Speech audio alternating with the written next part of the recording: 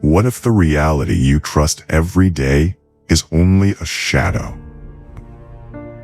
What if some of your strongest beliefs, your ambitions, your fears, even your identity, were given to you before you ever had the chance to question them? And what if escaping those illusions came with a price almost nobody is willing to pay? There is a strange pattern in human life. Most people don't resist lies. They resist truth. Not because they are stupid, not because they are evil, but because truth often arrives disguised as discomfort. More than 2,400 years ago, a philosopher named Plato created a story to explain this problem. A story so powerful that it still echoes through psychology, religion, literature, and modern films like The Matrix. It is called The Allegory of the Cave. And it isn't really about a cave. It's about you. It's about me. It's about every human being who has ever mistaken habit for reality.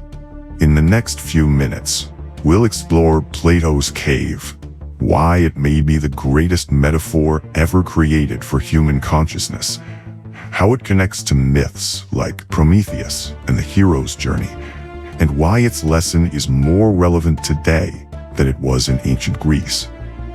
Because the cave has not disappeared. It has simply changed shape. Imagine a group of prisoners. They have lived inside a cave since birth. Their legs are chained. Their necks are chained. They cannot turn around. They can only stare at a wall. Behind them burns a fire. Between the fire and the prisoners, people walk carrying objects. Animals, plants, tools, figures of human beings. The fire casts shadows of these objects onto the cave wall. And because the prisoners have never seen anything else, they believe the shadows are reality. They give them names. They discuss them. They build opinions about them. They become experts on shadows. Entire conversations, entire reputations, entire identities built on appearances, built on reflections, built on illusions. Then, something unexpected happens. One prisoner is freed. He is dragged toward the cave entrance. At first, he resists. The light hurts his eyes. The outside world feels confusing. Everything he once believed begins to collapse. And collapse is painful, because the destruction of an illusion often feels like the destruction of yourself. But gradually, his eyes adjust. First, he sees reflections in water. Then, objects themselves. Then trees, birds, mountains, stars. Finally, he lifts his gaze toward the sun, the source of all illumination, the source that made everything else visible. For the first time in his life, he understands. The shadows were never reality. They were only fragments of reality. Most people assume enlightenment would feel pleasant. Plato suggests the opposite. The first experience of truth is often painful. The prisoner suffers because his old world is being dismantled. Everything familiar is disappearing. Everything certain becomes uncertain. Psychologically, this happens to us whenever a deep belief breaks apart. When we discover we were wrong. when we leave an ideology, when we outgrow an identity, when we realize a relationship was not what we thought, when we discover that success, status, fame, or approval did not bring the fulfillment we expected. The human mind craves certainty, even false certainty, which is why many people prefer a comfortable illusion to an uncomfortable truth. Plato understood something modern psychology would later confirm. People do not simply defend beliefs, they defend identities. And when a belief becomes part of who we are, questioning it can feel like a threat to survival itself. Now comes the most important part of the story. The prisoner returns. Out of compassion, he goes back into the darkness. He wants to help the others. He wants to show them what he has seen. But something strange happens.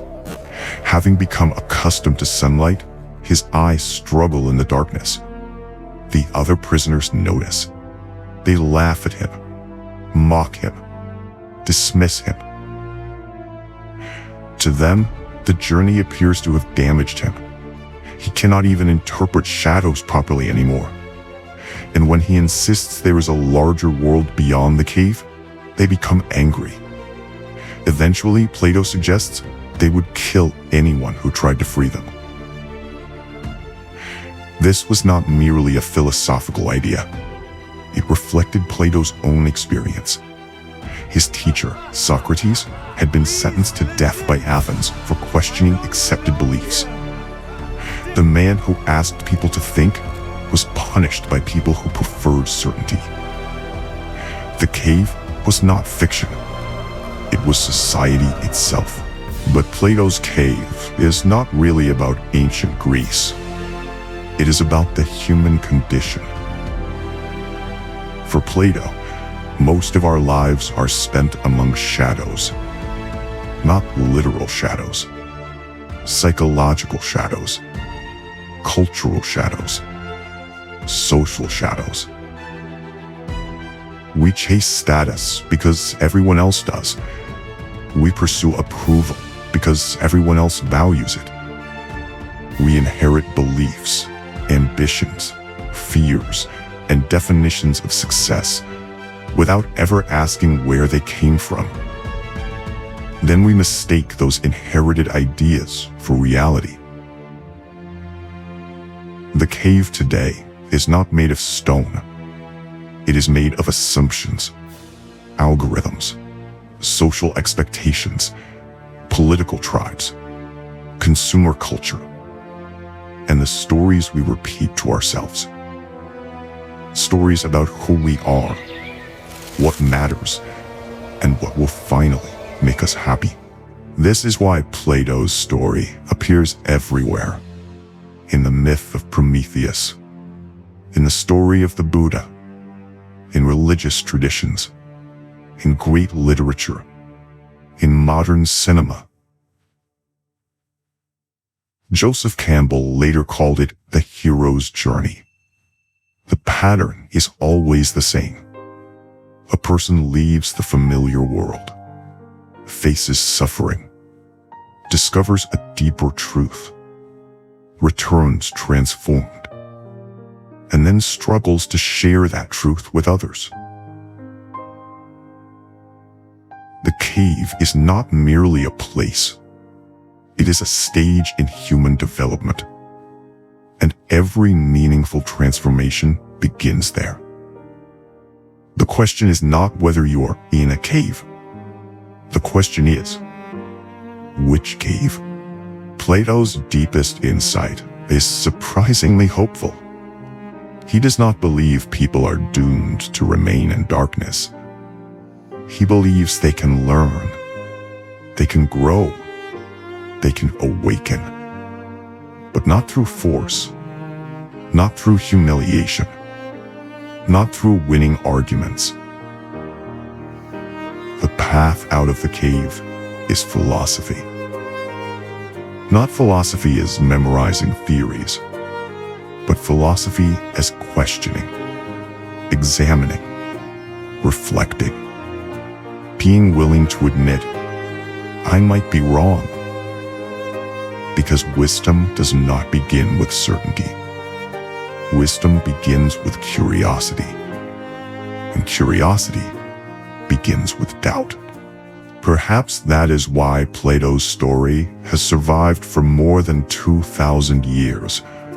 Not because it tells us we are trapped, but because it reminds us that escape is possible. None of us chose the cave we were born into. None of us chose the shadows we first believed. But we can choose whether to keep staring at the wall, or whether to turn around, even when the light hurts, even when the journey is lonely, even when certainty must be sacrificed. Because somewhere beyond every illusion is a larger reality waiting to be seen. And every step toward that reality is also a step toward freedom. So before you leave, ask yourself, what is one shadow in your life that you've never dared to question?